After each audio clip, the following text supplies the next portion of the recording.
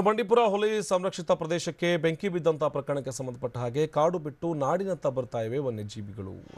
ಬೆಂಕಿ ಬಿದ್ದಿರುವಂತಹ ಹಿನ್ನೆಲೆಯಲ್ಲಿ ಸುಟ್ಟು ಕರಕಲಾಗಿದೆ ಅರಣ್ಯ ಪ್ರದೇಶ. ಮೇವು ಮತ್ತು ನೀರಿಲ್ಲದೆ ನಾಡಿನತ್ತ ಬರ್ತಾ ಇವೆ ಆನೆಗಳು. ಆಹಾರವನ್ನು ಅರಸಿ ಕಾಡಿನಂಚಿನ ಗ್ರಾಮಗಳಿಗೆ ಆನೆಗಳು ಬರ್ತಾ ಇದ್ದು, ಆನೆಗಳು ಬಂದಂತಹ ಹಿನ್ನೆಲೆಯಲ್ಲಿ ಕಾಡಿನಂಚಿನ ಗ್ರಾಮಸ್ಥರಲ್ಲಿ ಆತಂಕ ಉಂಟಾಗ್ತಾ ಇದೆ. ಬೆಳೆಗಳನ್ನು ನಾಶ ಮಾಡುವ ಭೀತಿಯಲ್ಲಿ ರೈತರು ಆನೆಗಳನ್ನು ಕಾಡಿಗಟ್ಟುವುದಕ್ಕೆ ಹರಸಾಹಸವನ್ನ ಪಡ್ತಾ ಇದ್ದಾರೆ.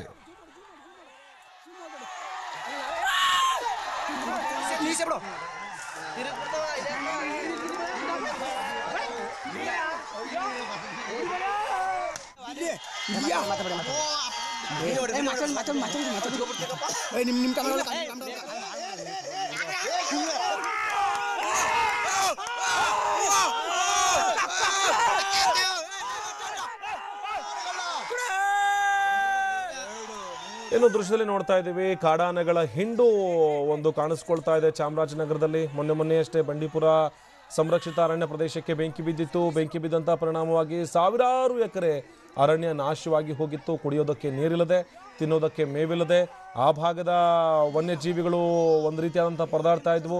ಹೀಗೆ ಪರದಾಡ್ತಾ ಇರುವಂತಹ ವನ್ಯಜೀವಿಗಳು ಇತ್ತ ನಾಡಿನತ್ತ ದಾಂಗುಡಿಯನ್ನು ಇಡ್ತಾವೆ. ಅದೇ ರೀತಿಯಾಗಿ ಚಾಮರಾಜನಗರದ ಕೆಲವೊಂದು ಗ್ರಾಮಗಳಲ್ಲಿ ಆನೆಗಳ ಹಿಂಡು ಕಾಣಿಸಿಕೊಳ್ತಾ ಇದೆ.